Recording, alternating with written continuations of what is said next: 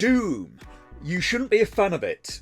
And I'm arguing that, but I'm doing it as a part of something larger. I'm arguing that you shouldn't be a fan of anything. Anything including the Doom franchise. And I'm not arguing that you can't like things. I like things too. I like my recipe for chili con carne. I like the music of Beethoven. I like the actress Ana de Armas. I like to see women happy. I also like the Doom franchise. I even didn't hate Doom 3. But what I don't want to be is a fan of any of those things, because when people become fans, it has a tendency to turn them into crazy people, hence where the word is derived from. It is, according to most sources, such as the Merriam-Webster or the Oxford Dictionary, derived from the word fanatic. From Dictionary.com, fanatic is defined as a person with an extreme or uncritical enthusiasm or zeal, as in religious or politics. Synonyms: militant, hothead, bigot, zealot, enthusiast. It was originally a term for crazy religious people, and what I'm trying to get through is that a fanatic is not a good thing to be. It goes right back to the Latin word fanaticus. Liking Ana de Armas may involve having a picture of her as a desktop background, or going to see her films, or having an animated gif of her all happy and dancing in the bottom corner of a YouTube video. Whereas being a fanatic of Ana de Armas may involve hiding in some bushes outside her house with a telescope. Liking football or soccer may include watching matches, maybe buying a shirt. Being a fanatic may include attacking the fans of other teams or throwing sharp objects at them. Now, this is something I've tried to get across before, this whole don't be a fanatic thing. The last time was because of the frankly insane response I got when I chose to give a negative review to an episode of Doctor Who. I got people making threats in the comment section to a Doctor Who review. And I feel the need to do it again because of the avalanche of strange responses that I got to a recent video of mine in my comments section. This was a video covering an upcoming game in the Doom franchise called Doom: The Dark Ages. I was initially looking forward to this game after a trailer came out last year that was really quite good, but in this new video from them I saw a lot of worrying signs, things that to me significantly increase the chance that Doom: The Dark Ages, coming out supposedly on May the 15th 2025, may turn out to not be very good. So I made a video trying to warn people, telling them to maybe think twice if they were thinking of pre-ordering this game, and it was maybe a good idea to wait until release to see if id managed to pull this one off, or is it going to be a disaster before you put your money down. Because the chances of it being bad are a lot less than zero, and I think they've just gone up after this video.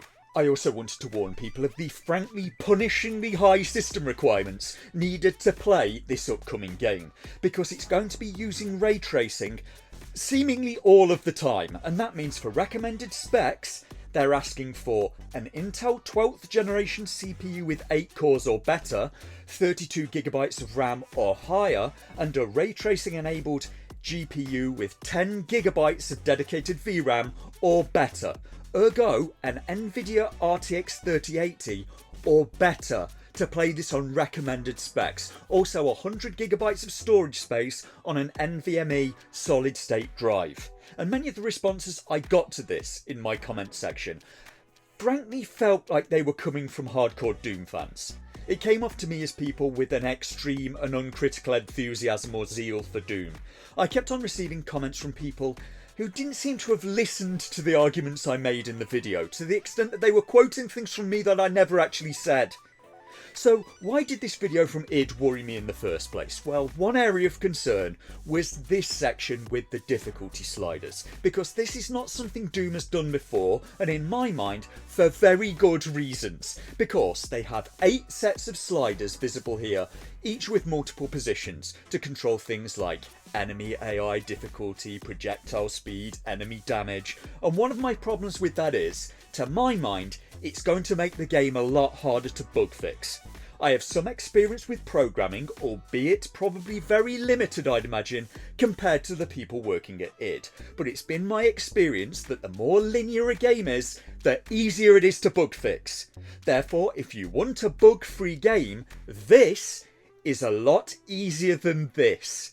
In terms of difficulty in programming and difficulty in bug fixing, Linear is easier than branching, and what id seems to be proposing in their video is neither of these. What they seem to be proposing is this. I asked Microsoft's AI because I was curious whether this was just my limited experience of game making or whether this was generally true, and it told me this. Programming a linear game tends to be easier than a branching game. Here's why. Linear games have a simpler structure. They follow a straightforward predefined path without variations. This simplicity makes it easier to manage the game's progression. Fewer outcomes. There are fewer possible outcomes or endings, which means less scripting and fewer assets to create. Easier testing. With only one main path, testing for bugs and errors is more straightforward and manageable, whereas for branching games, there's a complex structure. They offer multiple paths and outcomes requiring more intricate planning and organisation. There are more outcomes. Each choice can lead to different scenarios, dialogues and endings, increasing the amount of content to create and manage.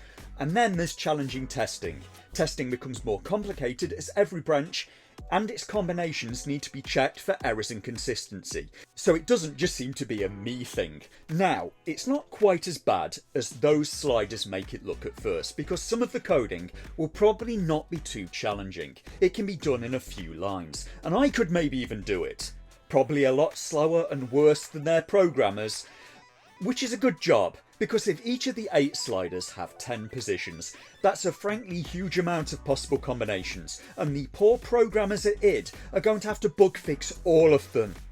And by a huge number, I mean it will be 10 to the power of 8 combinations if there are 10 positions per slider, not 8 to the power of 10 like I think I said in the last video.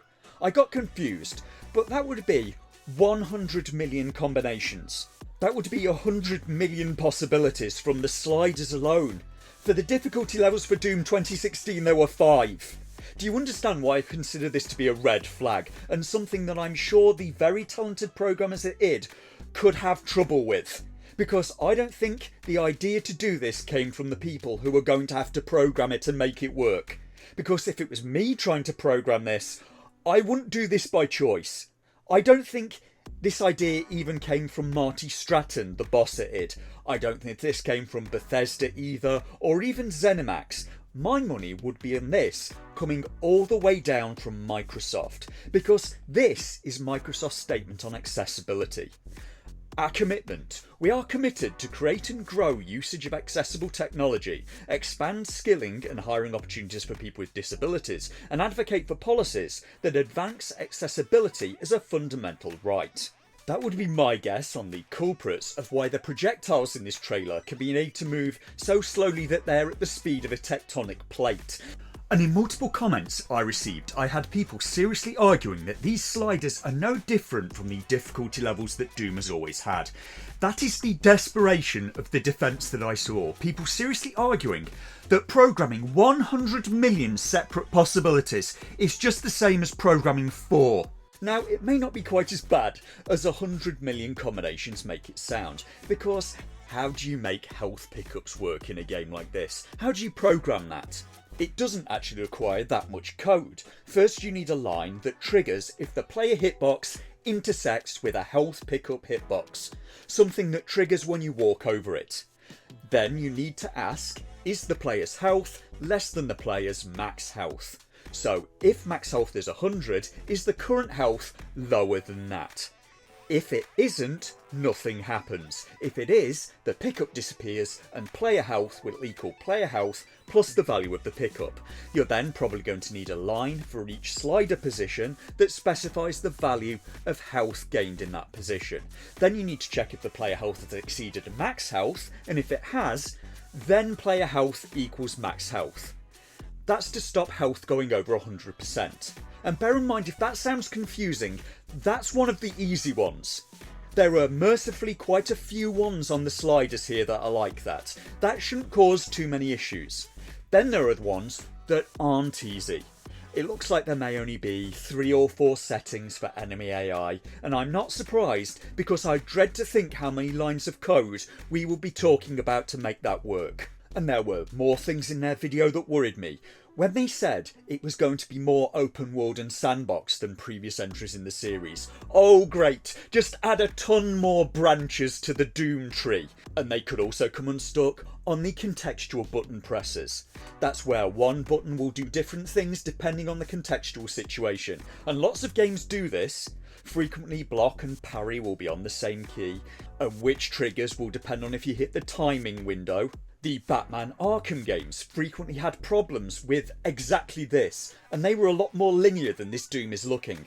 Once again, in my experience, contextual button presses are not nice to program. You have to constantly make sure that you do not have your computer at a crossroads telling it to go both right and left simultaneously, because the program will tend to get very angry if there is any ambiguity whatsoever about what it should be doing. So, will this game be good or bad? Ultimately, I don't know. But adding these features and adding the giant mech fights and the rideable flying dragon and Doom the Dark Ages looks extremely ambitious. Ambitious to the extent that I have doubts they can pull this one off. This is looking a lot more challenging to make than previous entries in the series have, and maybe they can pull it off. I also consider it to be a bad sign if me merely having concerns is treated as some sort of heresy. Don't take potshots at the messenger. If you want to pre-order the game now, honestly, you should maybe never pre-order, but if you have your heart set on it, do what you want. It's your money. But if it turns out to be bad upon release, that's on you. Don't come crying to me later, you've been warned. Against the ninja.